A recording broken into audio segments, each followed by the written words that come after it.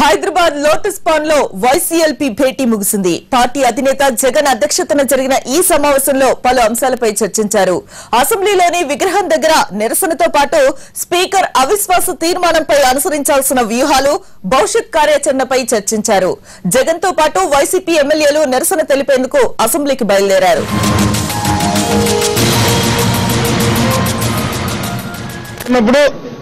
నిర్విఘ్నంగా స్పీకర్ గారు ఆ విషయాన్ని మాట్లాడడానికి వీల్లేదు అనేటటువంటి భావన వచ్చే విధంగా మరి మైక్ కట్ చేయడం, మైక్ కట్ చేస్తే అధ్యక్ష నాకు మైక్ ఇవ్వండి, రైతాంగ విషయాల మీద ఇంకా చాలా క్లియర్గా మాట్లాడాల్సినటువంటి అవసరం ఉందని చెప్పి ఎంత అభ్యర్థిస్తున్నా, మేమంతా ఆయన రిక్వెస్ట్ చేస్తున్నా సరే I can't allow the subject అని చెప్పి చాలా నిర్విఘ్నంగా తోసిపుచ్చినటువంటి ఒక నియంత్రిత పోకడిలో వ్యవహరించినటువంటి తీరు మీరంతా ప్రత్యక్షంగా చూశారు.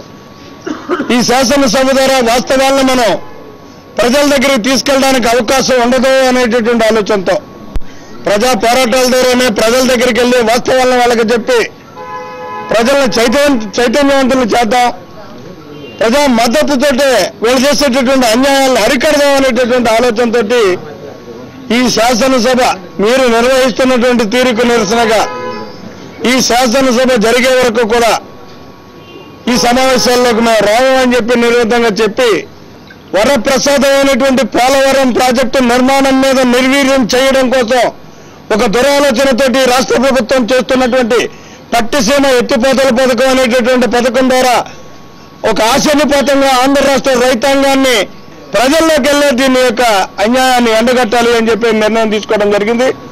అందులో భాగంగా రేపు లక్షవారం నుంచి పోలవరం, పట్టిసీమ, అదే రకంగా ప్రకాశం బ్యారేజీ, రాయలసీమ ప్రాంతానికి చెందినటువంటి పోతిరెడ్డిపాడు హెడ్ రెగ్యులేటర్, వివిధ ప్రాంతాలన్నింటినీ కూడా పరిశీలించి ఈ ప్రాజెక్టుల యొక్క స్థితిగతులను పూర్తిగా ఇంకా అవగాహన చేసుకుని ప్రజలకి ఇక్కడ జరుగుతున్నటువంటి అన్యాయాలను చెప్పేటటువంటి భాగంలో ఒక బస్సు యాత్రను కూడా మా నాయకత్వంలో జగన్మోహన్ రెడ్డి గారి యొక్క నాయకత్వంలో ప్రారంభించడం జరుగుతుంది. ఇక ఈ రోజు నుంచి దశల వారీ నిరసన కార్యక్రమం అసెంబ్లీలో స్పీకర్ చేస్తున్నటువంటి నిరంకుశ వైఖరికి నిరసనగా ఒక పక్క అవిశ్వాస తీర్మానాన్ని పెట్టినటువంటి పరిస్థితి ఉంది.